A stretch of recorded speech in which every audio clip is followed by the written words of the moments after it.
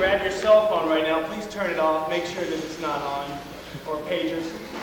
Also, want to remind you that of our senior recitals on Sunday, Matt Adams at 3 and Brian Rouse at 5. Okay. Tonight, Gary Burton and Makoto Ozone will be playing at the Addison Jazz Festival. Those of you going down there, I believe they start at 9 o'clock. And they're going to play for you and give a clinic, and I know it's going to be an incredible afternoon for you. So will you please welcome Mr. Gary Burton.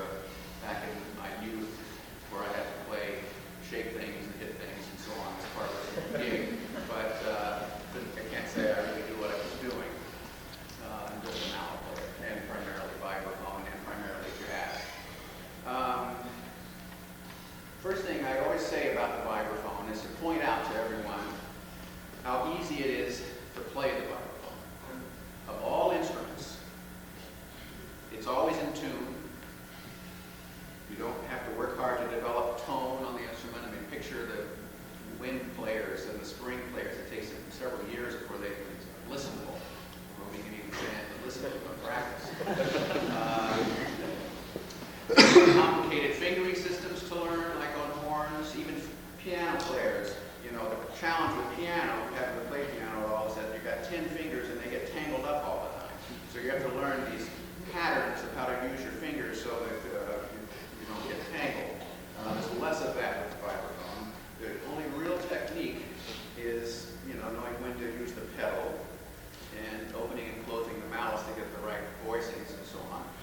It's very minimal compared to many other instruments. And in fact, I've noticed that for many people it's a second instrument.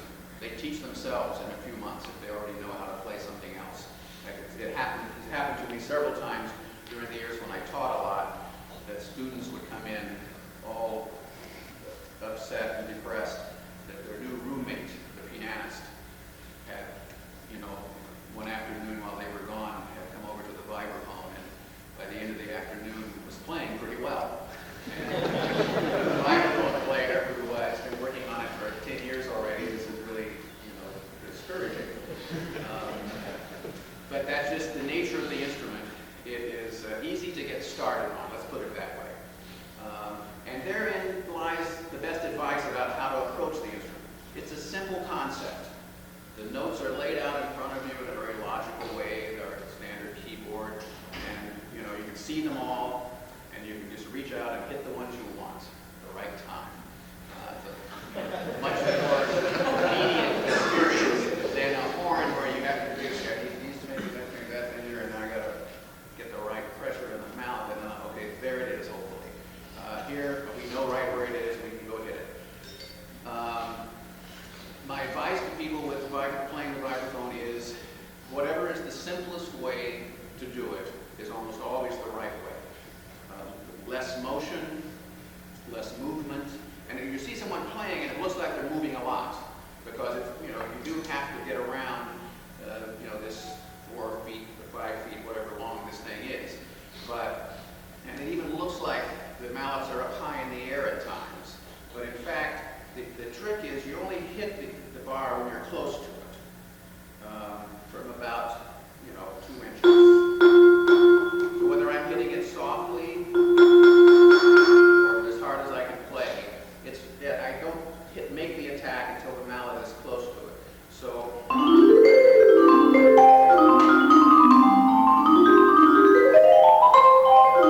see, I'm down here playing. But of course, if I go from there to there, I don't go up, you know, and then sneak up the keyboard. I let my hand make an arc. It's a more natural movement. But I don't start hitting that note until I get close to it. If I start from up here, chances are I won't even hit it. I'll make a mistake because you can't aim very well from far away. So the secret is wait till you get there to actually do the snap that makes a nice attack. I mean, you're not going to hit it like a hammer in any event, but you don't get quite as good a tone. If you go down and the mallet stays on the bar for a bit, it dampens it. You want more of a ping, which happens when you do a little snap as you attack. So that's the first advice, is stay down by the instrument. Don't get up high. In fact, a lot of times I see people are playing like this, and I think, wow, how much energy they're putting into this and wasting. And they're hitting wrong notes as well because of this. So stay down close to the bars. The other is, with 4 mallets in particular, the question comes up, do you play on the ends, do you play in the middles, what's the rule? And the rule, as far as I'm concerned, is you can hit anywhere except where the string goes through the bar. It's not a matter of where to hit, it's a matter of where not to hit. On really cheap instruments, the bar sounds different in the low end between here and there. But on a good instrument, there's no difference in the tone quality whether you're playing on the end of the bar or somewhere in the center. There is this interesting fact that if you hit dead center in the lower octave, there's a harmonic that pings a little bit. If I'm in a hurry playing, I'm not going to care whether I hit in the middle, but if it's a note that's going to stand out, then I'll make sure to hit off center a little bit. But it's those situations where you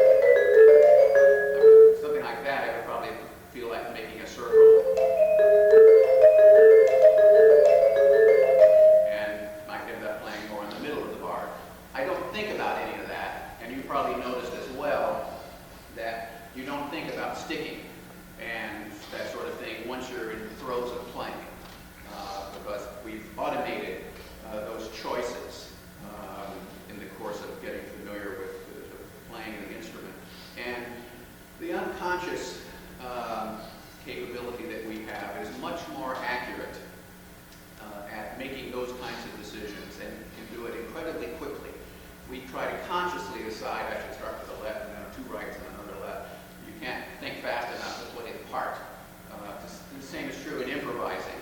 You know, the tempo is here, 1, 2, 3, 4, medium tempo, swing or something, and there's a new chord every measure. So the new chords are coming at this speed, and that's how long you have to think about each one. So if you have to go B flat, 7 to G, and a B flat to C, well, I'm already 2 chords back. We have to have an instantaneous picture of vision of the shape of the notes of the chords we're going to play on, and the sound of them in our ear, and so on. And if we have that instant recall, then we can play on it without thinking consciously, and we can keep going in tempo. And the same is true with sticking.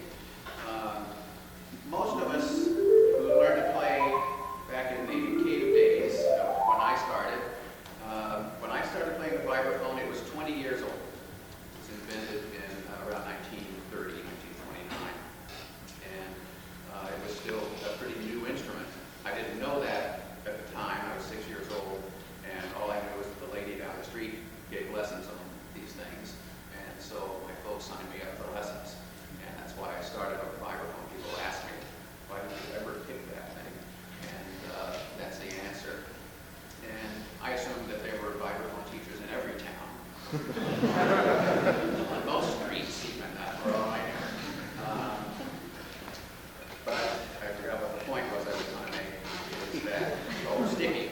I started out playing, you know, with the sort of traditional alternated sticking, left, right, left, right. The rule was play left, right, whenever possible. And if you had to double stick, only do it as little as necessary to keep from crossing over.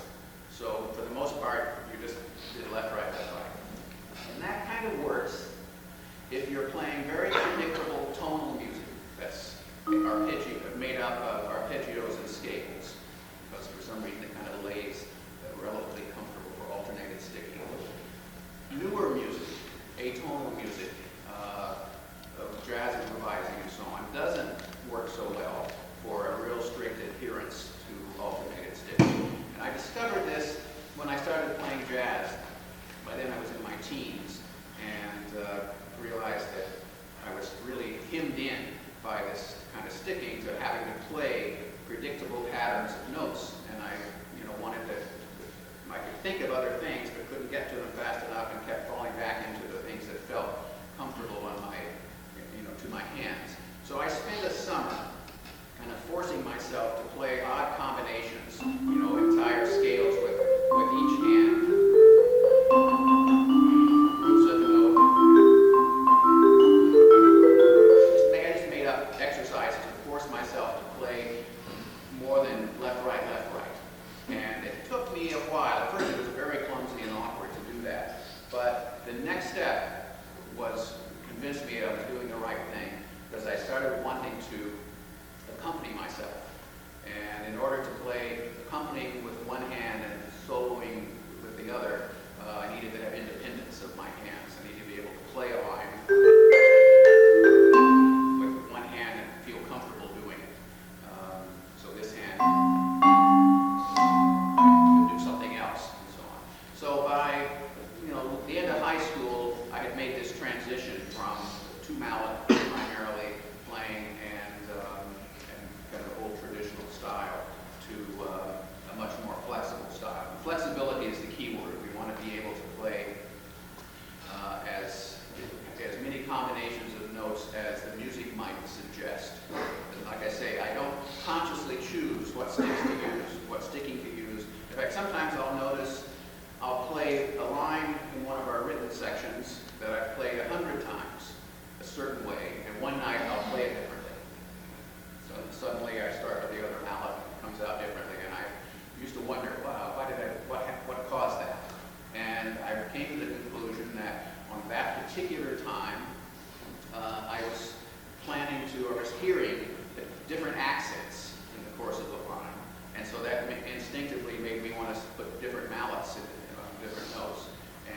so I changed the sticking. So I guess I don't care as long as it works out, as long as I still go ahead and play it all right. But I do notice that I don't stick in a real regimented way to a set way of playing anything. And I kind of value that. It reminds me that, yeah, this is a spontaneous thing I'm doing here, and I'm not getting too locked into just doing it by routine. I'm a big believer in not over-practicing. There's different kinds of things to practice. And I think mechanical repetition of the same things over and over again is probably not the best kind of practicing. The best kind of practicing is playing the pieces and trying to make everything you do be musical, be expressive, understand its content and what its structure is, and what it means. In the course of just learning a lot of songs and pieces, you develop technique. And this is especially true on, I think, on vibraphone. I don't think you need these exercise books that are common for many instruments. In fact, almost every traditional instrument has its Bible. There's the Arbenz book for trumpet players and the Hammond book for piano players and so on, that you're supposed to warm up every day playing these repetitive exercises that are sort of mindless patterns of notes and so on. But it always worries me to play anything that's mindless. So when we finally get into the act of performing and playing, we want it to have constant meaning and continuity. And I think it's counterproductive to do sort of calisthenics at your instrument on a daily basis. In fact, a lot of times with improvisers, I can tell if they play exercises a lot, because I'll hear fragments of exercises tacked onto a perfectly logical melodic phrase, and then there'll be 4 or 6 extra notes at the end that I recognize as an exercise if I've ever heard it. We get our hands and our mind get you do things over and over again, and you just automatically do them without thinking. And so I think for improvisers especially, you kind of want to be careful what you condition yourself to doing. My favorite kind of practicing was when I was learning to play. There were no books for vibraphone, and I used piano music and violin music primarily, but I just played songs. And I tell students to this day that, I guarantee you that if you learn 100 songs over the next few years, and you learn them thoroughly, your technique will be totally functional by the time you've completed your 100 songs, without you ever having to stop and do exercises or that sort of thing. It is, we don't have embouchures to perfect. We don't have fingering and intonation to develop and so on. It's much more direct, I guess. Four-mallets. I didn't start out playing with four-mallets, but I started playing with 2 originally, and then with 3, and then with 4. By the time I was 8, I was playing with 4. So you could almost say I started from the beginning, but it wasn't exactly the beginning. I do tell people that it's best if you can to start with 4. If you think about it, the example I use is piano. Imagine if when you came in for your first piano lesson, the teacher said, okay, we're going to start with these 2 fingers. First year. Next year, book 2.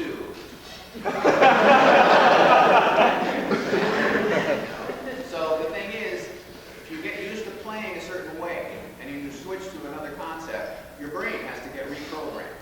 And the longer you have programmed it one way, the longer it's going to take, the harder it will be to change it. In fact, I know many vibraphone players who played for decades with 2 mallets, tried to play with 4, finally decided they should get into it, and finally give up in frustration because it feels like they're starting from scratch, and it's awkward, and they're not getting it, it's not coming easily, and they know what they want to do, but they can't think of it fast enough, and so on. If they had the good fortune to start from the beginning with 4, they would have learned it all right along with the rest of their musical knowledge. So the predicament is rests with the band director. There's the percussionist in the school orchestra, and there's a xylophone part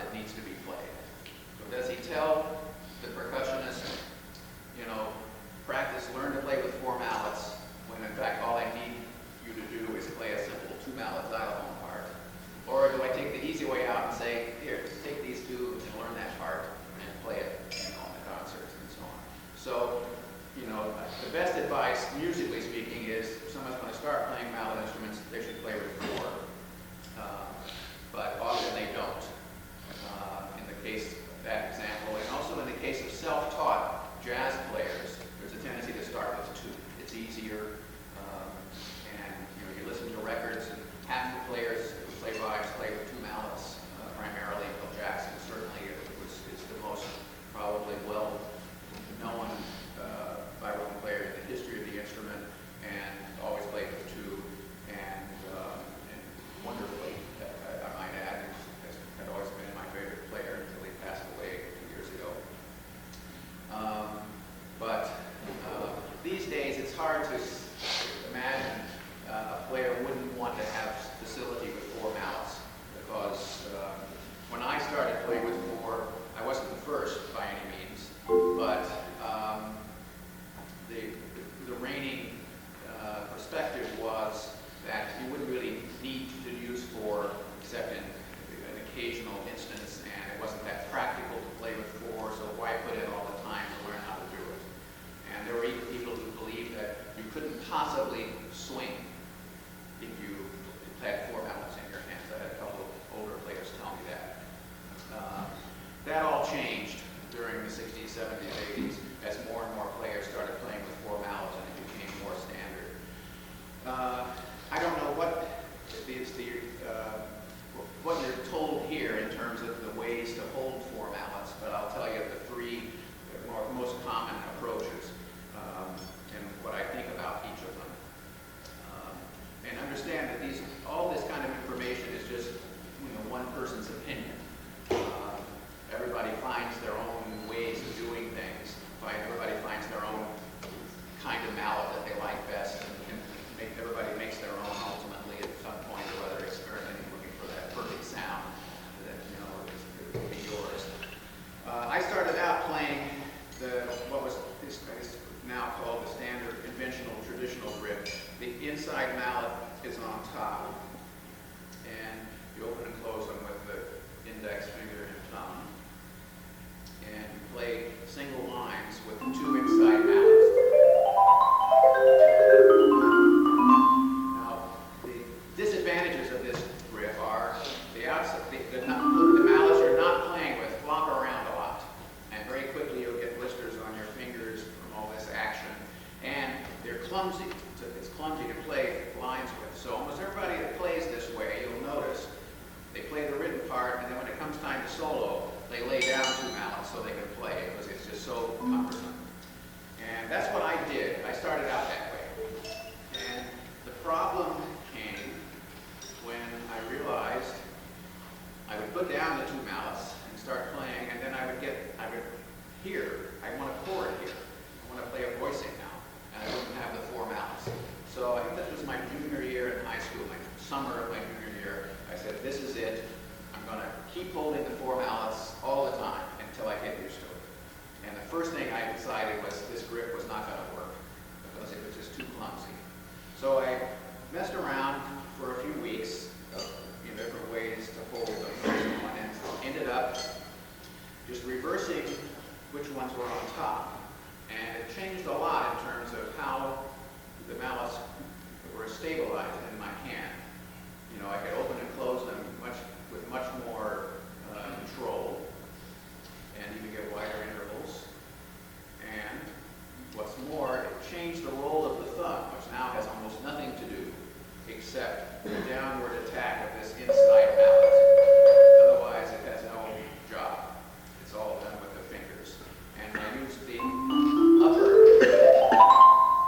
mallet of the right hand. So you can see now, when I play with this mallet, this one doesn't move. When I play with this one, this one doesn't move. It just turns in place, like so, or like so. And that saves you having to move that extra weight around. So when I play a single line, it really feels like I'm just playing with two mallets in my hands. The other two are just riding along, but they're not bouncing up and down and adding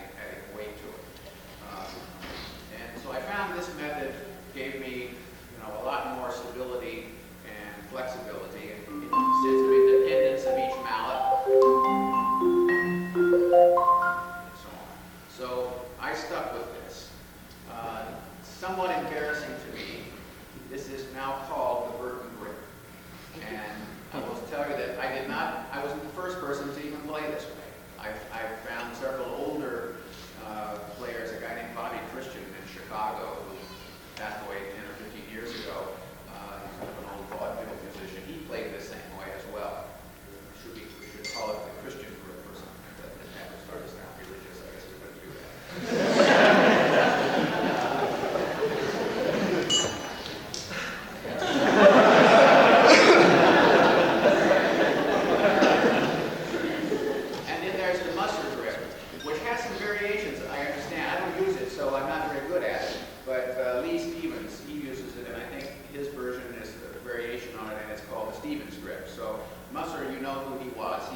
He was the general manager of the Deegan Company, one of the first mallet instrument companies, and ultimately he got into a kind of a parting of the ways with the Deegan family. It had something to do with Mrs. Deegan and Mr. Musser. But Musser left and started his own company, and he had actually designed the last series of Deegan instruments. So the Musser instruments that he started making resemble the Deegans pretty closely, and there isn't a lot of difference between them. Deegan eventually went out of business, was bought out by Yamaha, primarily to get its chime business factory, which was still part of their operation, was profitable. But anyway, Musser himself was something of a mallet player, and his grip is, the one that the mallets don't touch, and you have two fingers between the mallets, and you hold them, farther out of the end of the mallets than I traditionally do. And the marimba players particularly seem to gravitate to this grip, and for various reasons they say they feel a lot of independence and they can reach wide intervals and so on. Some players I know use both grips. When they play marimba, they play the Musser or Stevens grip. When they play jazz on the vibraphone, they play with my grip. It's a very personal choice, whatever works for you. My suggestion is to try them out. I mean, I wouldn't have found my version if I hadn't messed around with, started with what I was taught and then kept looking for what might work better. So everyone should feel free to experiment. It's certainly not hard to get used to holding and manipulating four. I tell people, at first, if you just sit in front of the TV or whatever you do when you're not doing anything, just hanging around, put the mallets in your hand and move them. And within a week or two, you'll feel very comfortable with the action of them and so on. Then we come to the playing of it. And again, flexibility is the key word. We want to be able to play as many different combinations and shapes of voicings as possible. Some vibes players, I notice, tend to stick with pretty much the same spacing in their mallets, and all the voicings seem to, have a certain, size and general combination. When, for me, I want contrast. I want to go from small voicings to big ones.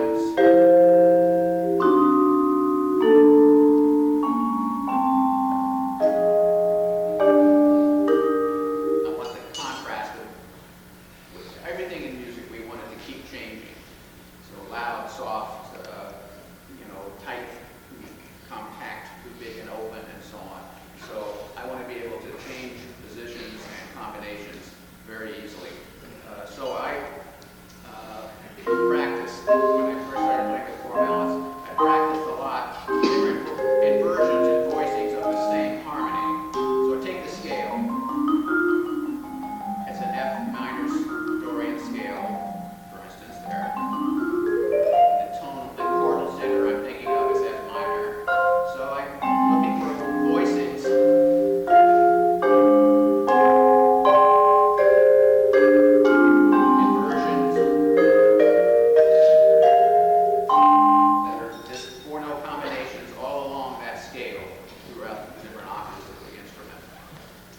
order to get used to them. It's the same advice in a way I tell to improvisers.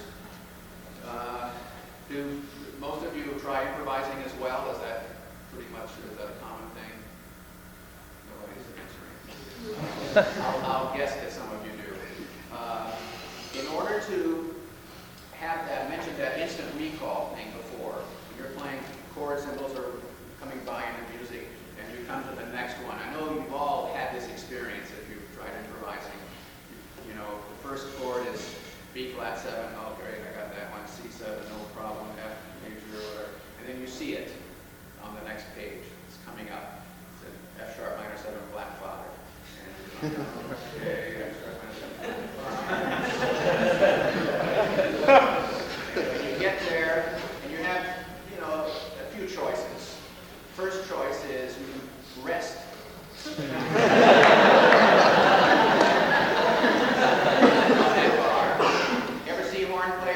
Take the horn out of their mouth and kind of do this. That's because they don't know what to play. They want us to think that, you know, they're doing this on purpose. But so you can rest, not play the first time, and listen. What is everyone else playing? What do you hear? Oh, I heard an F sharp, I heard a C. Okay, that'll work.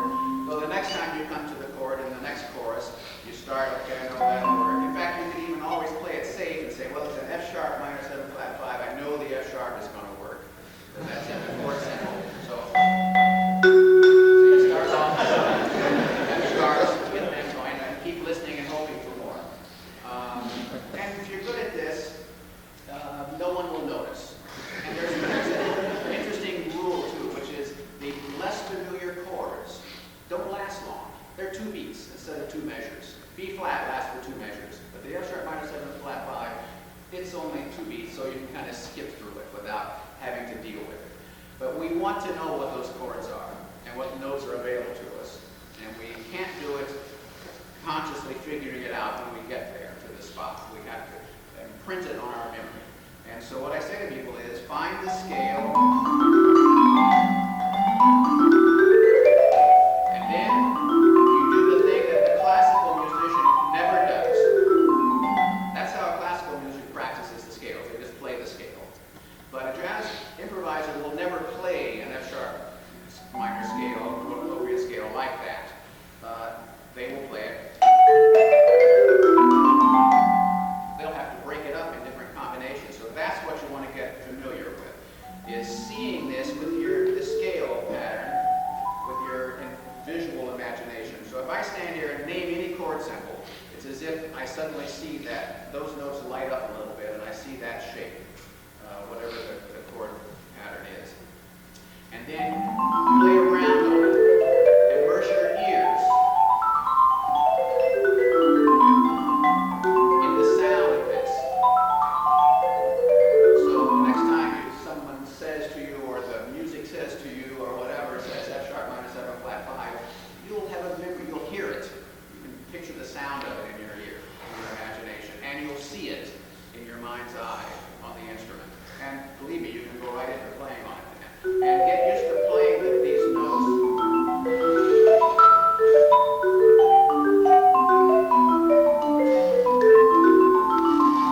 In different combinations and octaves and so on, so that you're not locked into just playing in little scale fragments or arpeggios and so on. So you immerse yourself in the sound of, the look of, and the patterns, different breaking up that scale. So the next time you come to that particular harmony, it's there for you. And if you do that, every time you notice another chord that, okay, I didn't know what to do on that one. Next time you practice, find what the notes are and familiarize yourself with it. Before long, there won't be any more surprises. They'll all be familiar to you. And you will have developed also a nice sense of freedom getting around your instrument as well. So I do the same thing with 4 notes. The F sharp minor 7. Those are, I'm just going up the scale with the 4 notes. Making different. Because when I'm comping,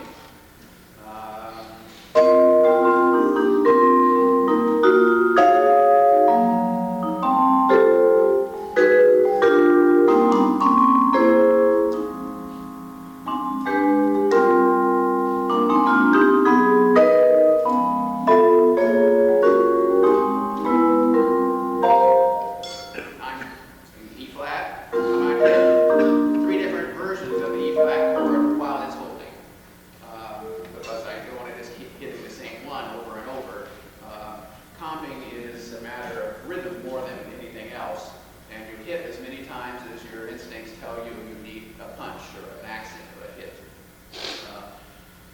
It's one of the less understood aspects of comping is what its purpose is. We always tend to think it's the job of the comper is to provide the harmony for the solos. We always say, well, you're laying down the changes for the other player. But in fact, if the other player knows the tune, they don't need somebody to outline the changes for them. They can play perfectly fine.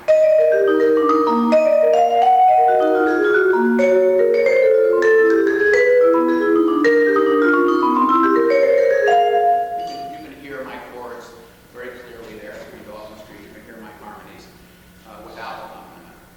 In fact, any good soloist states the changes pretty clearly when they play. The real role of comping is rhythmic. And it's our job to hit these punches at the right moment. Everybody in the rhythm section is doing the same job, whether it's the drummer with hits, when the bass player varies from walking or whatever the time field is, everybody is playing the changes. What I usually describe this as syncopated times. Picture that the time is sitting on a fence and it wants to lean one way or the other, and it's your job to kind of keep pushing it gently back and forth so it stays centered in this perfect spot. And we do that by hits on this side are anticipations, and hits from this side are on the beat. So we alternate between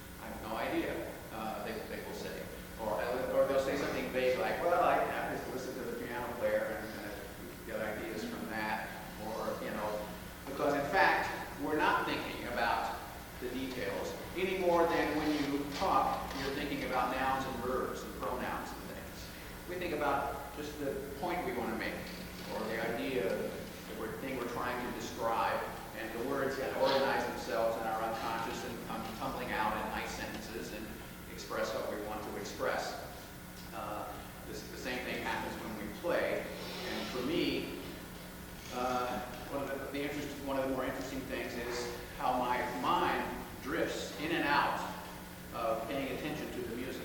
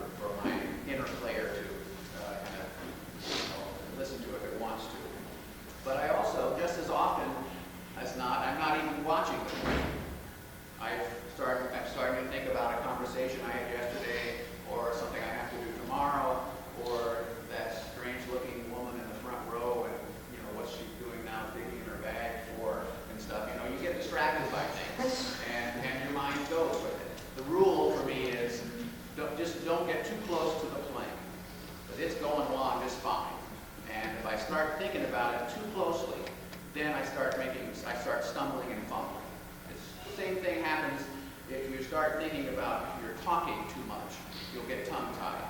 You may have noticed that that happens. Same happens with playing. If you get too consciously involved in what you're doing, it actually makes it worse, and things start to fumble. And so that's a hard transition to learn to make, because we start out playing music as children with a very strange approach. It's due to our teachers, unfortunately, which is we're totally dominated by fear of the mistake.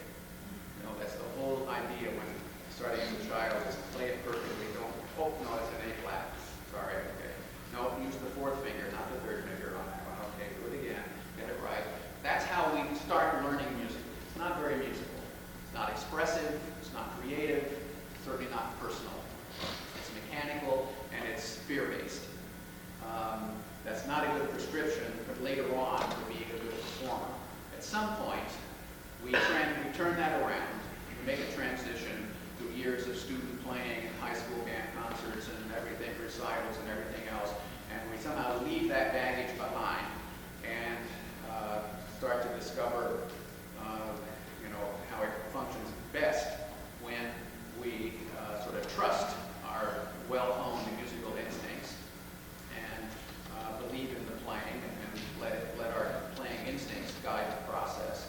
And fear hardly enters into it anymore. I think once you become an experienced player, particularly for jazz players, it doesn't enter into it, because after all, we're improvising and you don't know what I was going to play next. And if I play something different than I thought I was going to play because I hit a wrong note, who knows? And even as after Piazzolla, my favorite tango musician, told me when we were playing pieces and we'd all get lost and it would really get weird, he'd say, hey, it's contemporary. So I'll admit I get a little more nervous when I play all written music. I do the occasional classical orchestra piece or something that's been written for me, and they're my least favorite playing circumstances because I feel under a lot of pressure to play it exactly as it's written and so on. And I don't face that challenge when I'm an improviser. In fact, it's this interesting sensation that I feel like someone else is doing the playing, first of all, this inner player. I'm just watching it happen. And if it goes great, I get the credit for it. And if it goes wrong, then I can say, hey, this guy in here did on me. So I also have this feeling that you're not going to be perfect every night that you play. And as long as it works, most of the time, there will be times where I'm not feeling as coordinated for some reason tonight, more long notes than usual. I don't know why, but every now and then there'll be a night where it seems like instead of can't do any wrong, I can't do any right, it seems sometimes. But I think that happens to everyone who performs a lot. The only thing I didn't talk about yet, and then I'll ask you for questions, is dynamics. You know what that means, of course, loud and soft. And I think it's good to think about dynamics being more than just the markings on the page that say, okay, this is loud, and it gets down to soft, and so on. That every melodic line, every melodic phrase has a shape to it. Now, if you're a singer, or you're a horn player, you naturally phrase lines because of the breathing, and it takes a different kind of pressure to play high notes versus low notes and so on. We're one of these more mechanical instruments where it takes the same amount of energy to play both these notes. That's a huge difference on the trumpet. This is a high note, this is a low note, and so on. Well, we want to, somehow capture the phrasing and imitate the phrasing of wind instruments and the voice. This is the model that all music seems to want to go after. And we have to take into consideration that this is somewhat of a mechanical instrument. And it's not as mechanical as that one. I mean, at least I get to hit the note myself. There's a spring in there. That's really mechanical. It's a little less so. But when we play a line, the notes are different lengths, different loudness, and so on. Most young players do not use enough dynamic variation in their playing. I constantly remind students of this. I noticed it in my own playing when I first started making recordings, and it was a real revelation to me. I recorded a tune, I listened to my solo, and it sounded like it was all, everything at the same level. And I thought, wow, I was doing all variation. So I listened, did another take, and I did a little more exaggeration, I thought, of the dynamics. It still sounded like I was barely changing it. So I said, okay, one more take. And this time, I totally exaggerated. I thought, this is going to sound overdone. It's going to sound like a caricature. But when I hear it back, I'm going to just see what this sounds like. And it sounded right.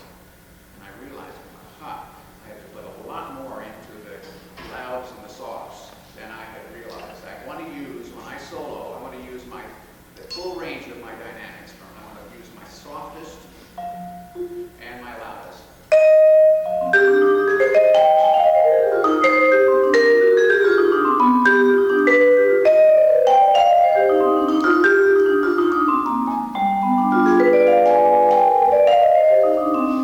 See how it rises and falls more. And that was really brought home to me again when I worked with Stan Getz for 3 years. Early in my career, he really used the dynamics, and he changed dynamics constantly, really quick. And I would accompany him, and at first it threw me because he would get loud, and I'd get loud. By the time I would get loud, he'd be soft again, and I'd go, okay, then I'll get soft, and he was loud again. So I had to learn to anticipate how he was going to phrase the melody, so I could support him at whatever dynamic picture he was creating. And we, as vibraphone players, have to make the lines sound like they're phrased. If not, they come out kind of just even and mechanical sounding. I never think of myself when I'm soloing as a vibraphone player. I picture other instruments. This line I may picture how a trumpet would play it. I can imagine a trumpet phrasing this, or a saxophone. I use saxophone a lot as an example. But when I think, well, how would a vibes player phrase this? I don't get much of an example. I need to imagine how a wind instrument would play this particular melodic phrase. So I constantly use that as a model. Okay, questions? Must be something else that I haven't talked about yet. I've heard a few of your recordings with Korea and and it sounded like you're actually bending the pitches in a tune called The Rise and Rise. Yeah, I was. I was wondering how you did that. It's not hard. I can't do it for you because I don't have a xylophone mallet with me. It was shown to me by Amo Richards, a studio player in California. He showed it to me with a cigarette lighter, and I just couldn't bring myself to put out a cigarette lighter in the middle of a song. I liked the idea of being able to change the pitch. So I found if I took a xylophone mallet, something hard, hard plastic or real hard rubber, probably will do it.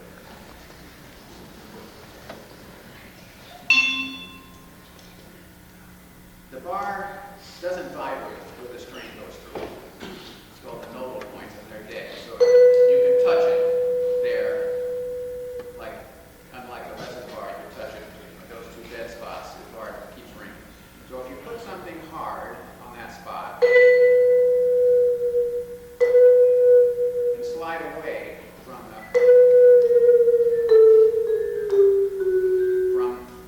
that spot, what happens is this adds weight to the bar that's vibrating and slows it down and drops the pitch. So I would play like this.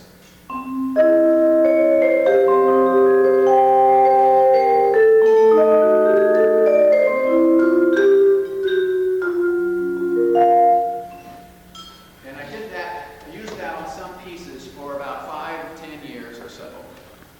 And And in the middle of a tour of Europe, I broke my xylophone out. And I went the rest of the tour without it. And you know, I didn't miss it. So I just never got another one.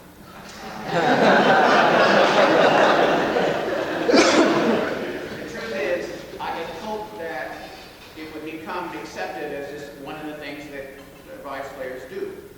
Just like guitar players bend strings and so on.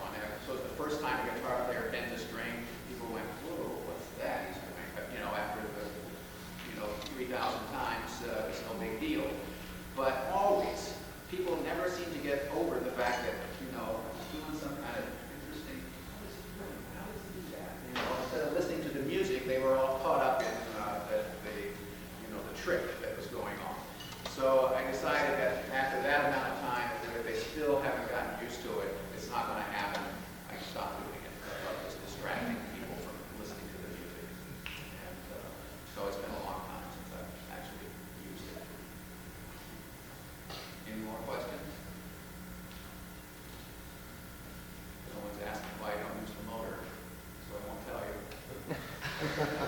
Yes? This is a question on how to practice voicings. I noticed that in your book and also when you're playing, that you more or less stay on one chord and do inversions. Do you ever practice the same voicing, changing chords? You know what I'm saying? Well, not really.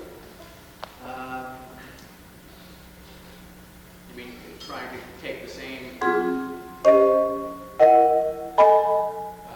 move it through into different sequences or something. I've never done that. You could. It would help. It would help you achieve the same thing, which is familiarity. I've always felt it was best to learn everything I was learning in the context of a song, rather than isolated groups or patterns or something. So I learned that same kind of thing just by learning more, one song after another. I would start out at first, when I first would voice tunes, chords, take the melody of a song and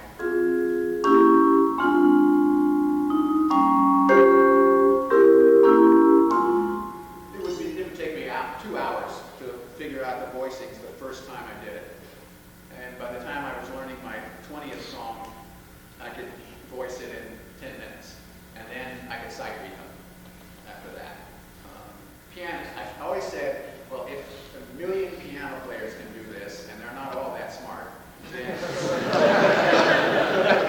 I know that I can do it. And the same with playing independent. We're not used to playing two different things at the same time. But I think, wow, all these guys can do it. And if, rock musicians can sing and play at the same time, which I still can't do. I figured, I should be able to get some independence going here. But I learn things as much as possible just through songs, lots of songs. Why don't you use the motor? Oh, good question. I did from age 6 to 19. It came with the instrument. I thought everybody used it, and that was how I played. And then I got my first job on the road with a full-time band, which was George Shearing, and the first thing he said was, don't use the motor. So I didn't use the motor for a year. And I ended that job, and I went to another band, to Stan Getz's band. I turned the motor back on. I lasted about 30 minutes, and I didn't like it. I had gotten used to the plainer sound. And I realized, particularly for my style of playing with four-mallet chords and so on, that the blades, changing the volume up and down was actually lessening my precise control of what I was playing. And it was better for me not to have the vibrato effect going. It's not actually a vibrato, of course. The pitch doesn't go up and down. It's a tremolo effect. But I guess the tremolo phone didn't sound like it. One more question, and we'll play a song, and we have to go do a sound check. Yeah, when you started your lecture there, you said that you were commenting on how easy it is to play. And my question to you is, it's not that easy of an instrument to disassemble and reassemble, and it's, you know, it's a lot of steps to that. Has schlepping your vibraphone for gigs and whatnot been a burden? Well, you notice this isn't my instrument. I always figured it was just, you know, every instrument has its pluses and minuses. And I always looked at the vibraphone and says, well, the big plus for me was that there weren't very many other vibraphone players, and I got noticed a lot earlier in my career, a lot of opportunities, very young, that wouldn't have come to me if I'd been yet another one of thousands of piano players or saxophone players or whatever. And so in many ways I like it as an instrument. On the other hand, you know, it's cumbersome and awkward to carry around. And I just kind of accepted it as part of the deal. You know, people are always saying to me, you know, don't you wish you played the flute? And sometimes I tell them where they could put the flute. The thing is, flute players don't work much either. You know, how many jazz flute players are there? So maybe I'm better off as a vibraphone player. These days, when I know I'm going to some place just for one date, and I know there's a percussion department on the scene, I'll call ahead and see if they have a vibraphone that's relatively similar to mine and that I can use to save me the hassles in the airports and so on. But I've been carrying it around all these years, so it's just part of my. I always say it also helps keep me in shape. One more song.